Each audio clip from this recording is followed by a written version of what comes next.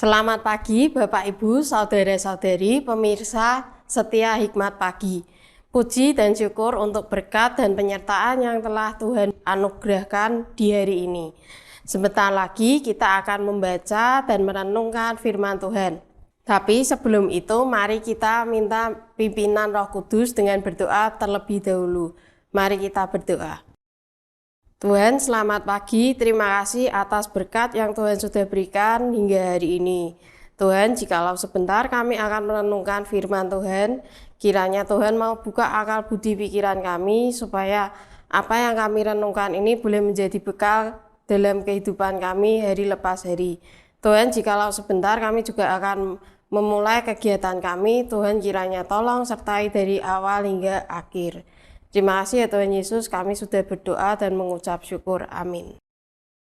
Renungan Hikmat Pagi hari ini akan dibawakan oleh Saudara Lukas Anwar dengan tema Tidak Serupa.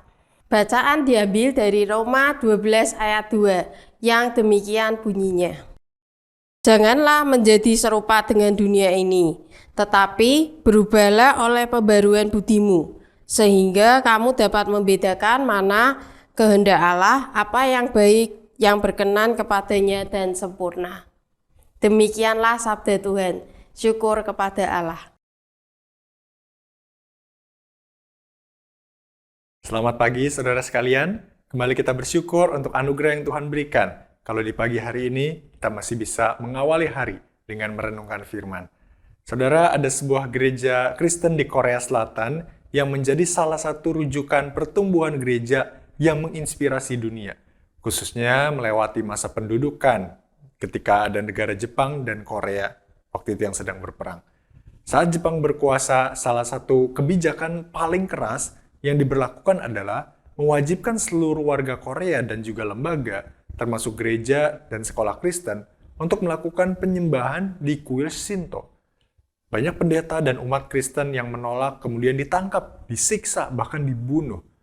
Belum sempat pulih dari penjajahan Jepang, perang Korea pecah.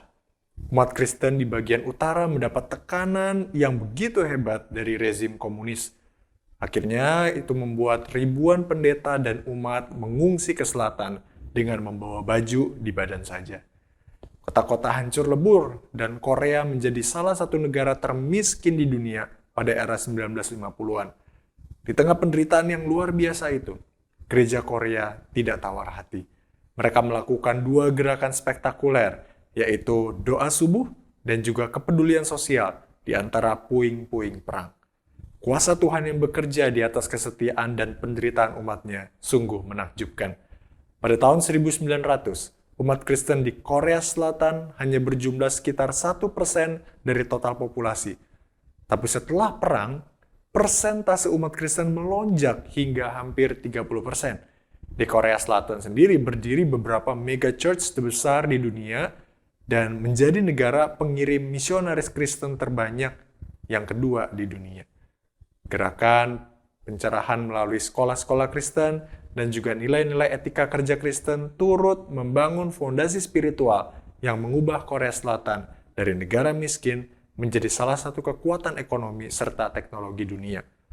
Saudara, tekanan dan penderitaan bisa dialami oleh umat Tuhan, bisa dialami oleh gereja di sepanjang zaman.